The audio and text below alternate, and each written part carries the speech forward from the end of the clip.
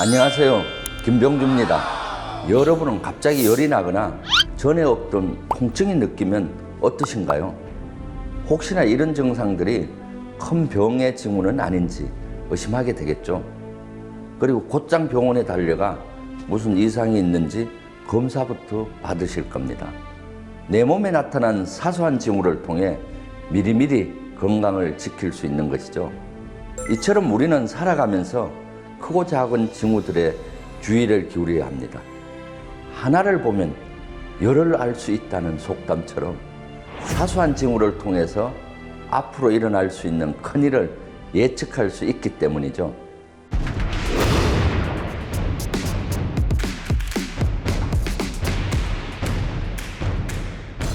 손자 역시 징후의 중요성을 강조했습니다. 특히 전장에서는 늘 징후를 예의주시하고 그에 맞는 대비책을 세워야 한다고 했죠. 만약 전쟁에서 적이 보여주는 사소한 징후를 알아차리지 못하거나 무시하게 되면 어떤 일이 벌어질까요? 곧바로 적의 기습을 받거나 함정에 빠져 위기에 봉착하게 될 것이 자명합니다. 이를 잘 알고 있던 손자는 사전에 징후를 파악할 수 있는 방법을 제시했습니다. 먼저 적군의 움직임을 통해서 징후를 파악하는 방법입니다. 손자는 적이 가까이 있는데도 공격해 오지 않는 것은 바로 험준한 지형을 믿고 있는 것이라고 했습니다. 즉, 아군이 먼저 공격을 해오도록 기다리고 있다는 것이죠. 반대로 적이 아주 멀리 있으면서도 기어이 싸움을 걸어오는 것은 아군을 위인하려는 움직임이라고 말했습니다. 과거의 전쟁은 대부분 근접전이었죠. 적의 주병력이 가까이 있어야만 결정적인 전투가 이루어졌습니다. 그런데 적의 주력은 멀리 있는데 일부 부대가 와서 싸움을 거는 것은 아군을 위인하려는 속셈으로 봐야 하는 것이죠. 그래서 이 경우 함부로 군대를 움직여서는 안 되는 겁니다. 둘째, 손자는 자연현상을 통해 적의 동태를 파악할 수 있다고 했습니다. 만약 멀리서 많은 나무가 움직인다면 이것은 보병들이 오고 있는 뜻입니다. 또 우거진 숲에서 특정 지역의 나무들만 움직이고 있다면 이것은 적이 숲을 헤치고 이동하는 것일 수 있습니다.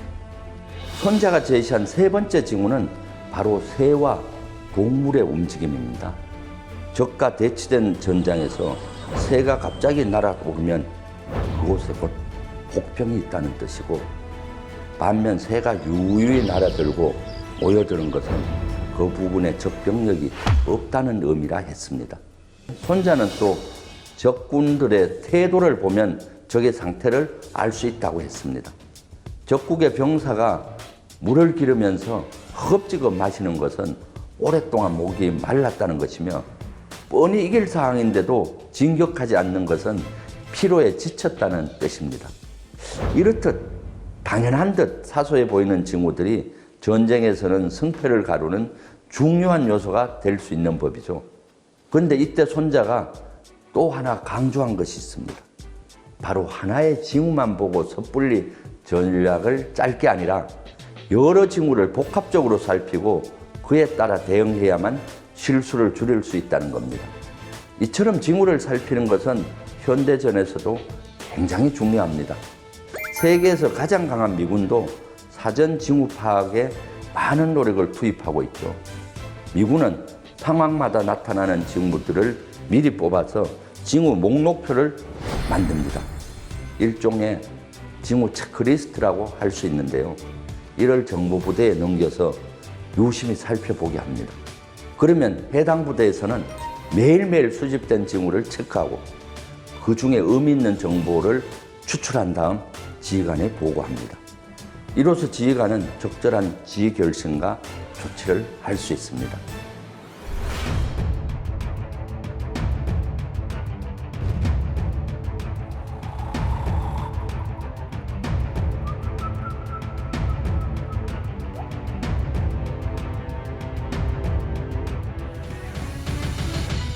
손자가 말한 징후는 전쟁에서뿐만 아니라 우리 일상에서 일어나는 크고 작은 사건, 사고에도 적용됩니다. 혹시 하인리 법칙이라는 것을 들어보셨습니까? 대형 사고가 일어나기 전에는 반드시 크고 작은 사고들이 먼저 일어난다는 규칙을 밝힌 이론입니다. 1920년대 미국의 여행자 보험회사에 다니던 하버트 하인리는 7만 5천 개의 산업재해 자료를 정밀 분석했습니다. 그리고 통계학적으로 굉장히 의미 있는 규칙을 찾아냈는데요. 평균적으로 한 건의 큰 사고 전에 29번의 작은 사고가 발생하고 300번의 잠재적 징후들이 나타난다는 사실입니다. 실제로 그는 산업재해 예방, 과학적 접근이라는 책을 펴내며 1대 29대 300 법칙을 발표했습니다.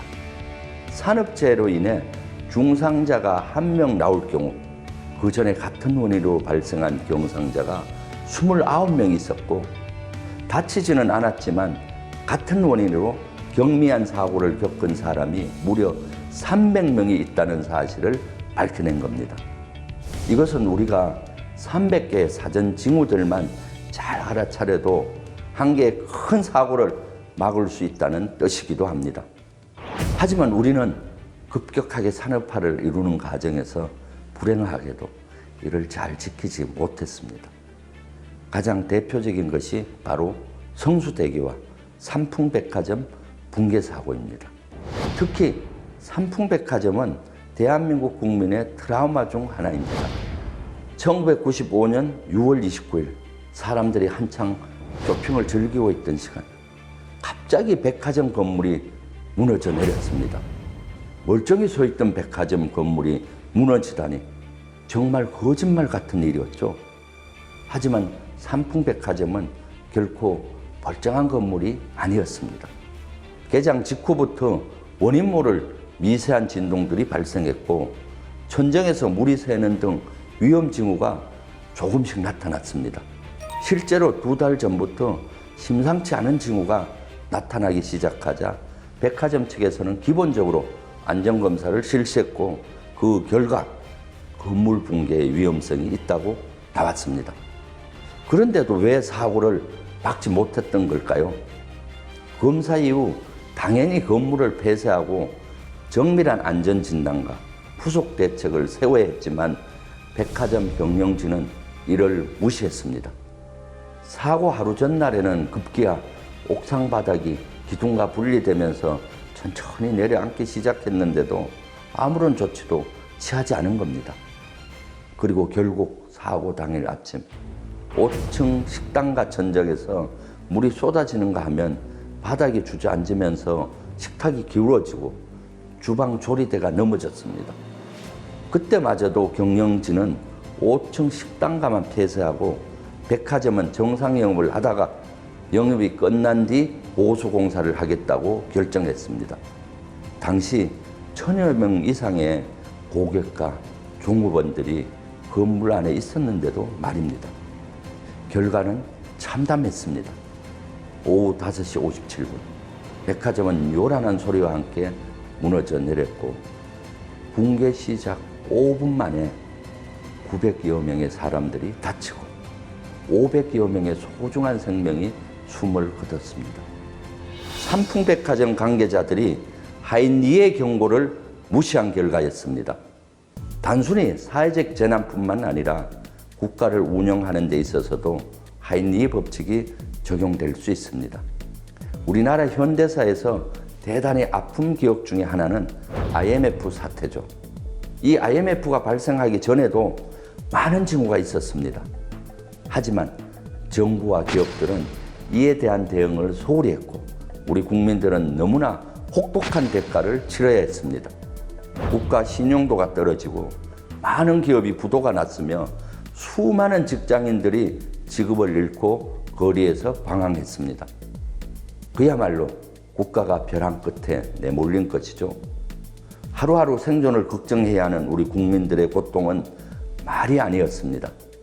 대체 왜 이런 비극이 생겨났던 걸까요?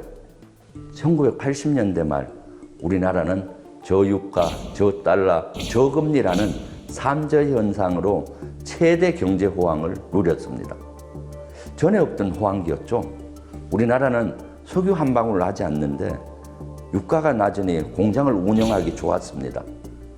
또 금리도 낮아 은행에서 돈을 빌려 사업을 벌리고 투자하기가 쉬웠습니다. 그래서 많은 기업이 너도 나도 은행에서 돈을 빌려 사업을 확장해 갔죠. 주로 차입 경영을 한 것이죠. 더구나 달러 가치가 낮고 상대적으로 엔화 가치가 높아 우리 기업들은 세계 시장에서 가격 경쟁력을 유지할 수 있었습니다. 경상수지는 흑자 연속이었습니다. 그야말로 호시절을 누린 것이죠. 하지만 이런 좋은 시절은 오래 가지 못했습니다. 90년대 중반에 이르자 이러한 국제 경기의 흐름이 변하고 삼저 현상은 끝이 났습니다. 유가가 상승하고 달러 가치가 높아졌으며 금리가 상승했습니다. 이때 정부와 기업들은 경기 변화에 발맞춰 빠르게 경제 정책을 전환하고 기업 정책과 체질을 개선했어야 했습니다. 하지만 실제로는 어땠나요? 정부는 저금리 정책을 지속했고 기업들은 차입 경영을 유지했습니다. 이 무렵 수많은 기업이 어마어마한 부채를 떠안고 있었는데도 말입니다. 상황이 이렇게 흘러가자 곳곳에서 위험 징후가 포착되기 시작했습니다. 먼저 1996년부터 경상수지 적자폭이 커졌습니다. 환율이 올라가고 단기 부채가 증가하고 외화 보유액이 감소하기 시작했습니다. 그리고 1997년 초 한보그룹이 5조 원대의 부도를 낸 것을 시작으로 산미, 진로, 뉴코아 등 대기업들의 연쇄적인 부도가 이어졌습니다. 이때부터 언론에서는 기업의 무리한 대출과 해외 금융시장의 불안정, 정경유착, 차입 경영, 금융 부실의 위험성을 보도하기 시작했습니다. 수많은 경제 전문가들이 위기 징후를 포착하고 국가 위기 사태를 경고했던 것이죠. 하지만 당시 경제 관료들과 많은 기업에서는 이를 묵살하고 미온적인 대처만 일삼았습니다. 이때 태국발 경제 위기가 동아시아 국가를 휩쓸고 결국 우리나라를 강타했습니다. 그리고 결국 한국은 IMF 관리체제라는 직격탄을 맞게 됐습니다. 금융, 건설, 제조, 설비, 투자 어느 분야라도 가릴 것 없이 모두 휘청거렸죠. IMF 사태로 인한 실업자는 약 130만 명에 달했습니다. 경제위기 징후에 민감히 대처하지 못한 대가를 혹독히 치러야 했던 것이죠. 만약 이 무렵 여러 징후에 민감히 대처하고 근본적인 대응책을 마련했더라면 상황은 어떻게 달라졌을까요? IMF라는 전대미문의 경제위기는 막을 수 있었을 것입니다.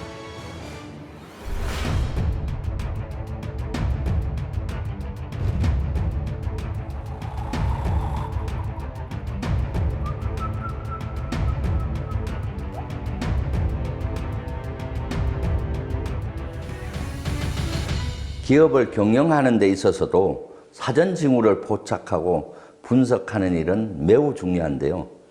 이번 코로나19 사태를 겪으면서 이런 징후의 중요성을 또 한 번 절감할 수 있었습니다. 코로나19는 단지 감염병의 공포만 가져온 것이 아니었습니다. 우리 일상을 크게 뒤흔들어 놓았죠. 서로 직접 만나지 않는 비대면 방식의 라이프 스타일이 빠르게 번져나가게 되었고 이를 통해 산업적으로 큰 변화가 일어났습니다. 식당 손님이 줄어든 대신 배달 음식을 시켜 먹는 사람이 급증한 것처럼 말입니다. 이처럼 코로나19로 인한 변화들은 기업 운용에 있어서 중요한 사전 징후로 작용했는데요. 국내에서도 이런 징후를 잘 포착해 매출 반등의 기회를 잘 살린 기업들이 있습니다. 바로 전동 킥보드와 전기 자전거 같은 1인용 이동수단을 대여하는 업체들입니다.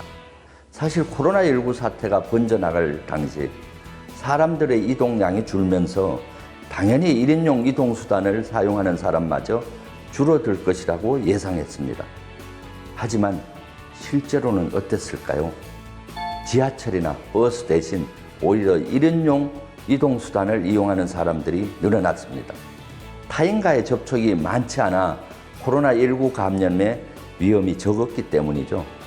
이런 소비자들의 동향을 일찌감치 파악한 업체들은 평소보다 1인용 이동수단을 더 많이 공급했습니다.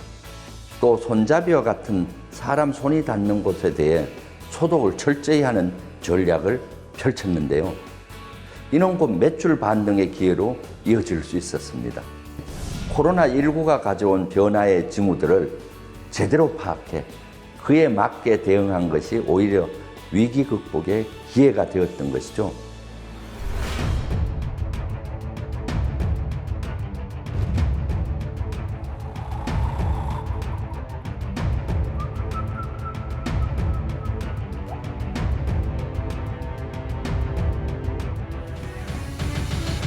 그런데 이처럼 중요한 징후를 파악할 때 주의해야 할 점이 있습니다. 징후가 불명확할 수도 있고 또 어떤 징후는 의도적으로 조작된 것일 수도 있기 때문입니다. 한마디로 거짓 징후에 속아서는 안 된다는 말인데요. 우리는 어떻게 이를 분별할 수 있을까요? 손자는 징후를 검증하기 위해서 책작 형각이 필요하다고 했습니다. 책작 형각이란 바로 찔러보고 알아채는 방법인데요. 즉, 적을 자극한 후 적의 반응을 보고 적의 군사력과 대비태세를 확인하는 것이죠. 사전에 징후를 미리 파악할 수 있는 좋은 방법입니다. 실제 예를 하나 들어볼까요? 2003년도에 일어났던 이라크 전쟁에서 있었던 일입니다.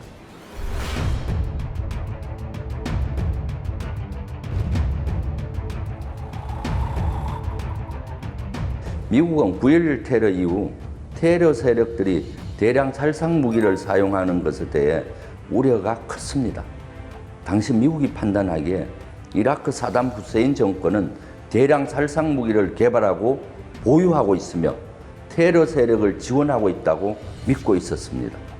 미국은 이것이 자국의 큰 위협 요소라고 생각하고 이를 제거하기 위해 전쟁을 결심합니다. 그리고 미군은 영국군과 합세 이라크를 공격하죠. 그런데 미군이 이라크의 수도인 바그다드를 포위했을 당시 계속 공격을 해야 할지 쉽게 판단할 수가 없었습니다. 이라크군의 전투 능력과 태세를 전혀 가늠할 수가 없었기 때문인데요. 당시 이라크군은 결사 항쟁한다, 인간띠를 만들어 방어하겠다는 방송만 내보내고 있는 상태였죠. 뿐만 아니라 미디어를 통해 시민들이 연일 미국을 규탄하는 시위를 벌이는 장면이 반복해서 흘러나왔습니다. 이것만 봐서는 이라크 군과 바그다드 시민 모두가 목숨을 걸고 이라크를 사수할 것만 같았습니다. 괜히 무작정 작전에 돌입했다간 많은 미군 사상자가 발생하고 바그다드에 죄 없는 민간인들이 피해를 입을 수 있기 때문에 더욱 망설여졌습니다. 대도시에서의 작전은 많은 민간인들이 있고 군인들은 건물 안에 숨어 있기 때문에 찾아내기 어려워 사실 어느 작전보다도 어렵습니다. 이때 미국은 하나의 묘책을 떠올렸습니다. 먼저 이라크군을 가볍게 공격해서 이라크군의 상태와 바그다드의 방어 상태를 직접 확인하는 것이었습니다. 우선 미군은 이라크군의 태세를 알아보기 위해 바그다드를 향한 소규모 탐색 작전을 실시합니다. 이는 이라크군의 반격을 끌어내 이라크 전력을 파악하기 위한 탐색 작전이면서 무력 시위의 성격이었습니다. 탐색 작전하는 미군 기갑 1개대대의 안전을 위해 상공에는 전투기와 정찰기를 띄워서 지원하도록 했죠. 그런데 탐색 작전을 하는 동안 이라크군의 저항은 크지 않았습니다. 이라크군의 병력과 중화기들 역시 거의 보이지 않았습니다. 이를 본 미군은 이라크 바그다드의 준비 상태가 아주 허술하고 지휘체제가 많이 마비됐음을 확신했습니다. 이후 미군은 한 차례 더 탐색작전과 무력 시위를 했습니다. 2차 탐색작전 때에는 대대의 4배 규모인 여당 규모로 더 늘려 가감하게 바그다드 도심을 향해 진격했습니다. 미군은 바그다드 외곽에서 바로 이라크 대통령궁까지 진격해 그곳에서 하룻밤을 머물기까지 했습니다. 그러나 이라크군의 저항은 미미했습니다.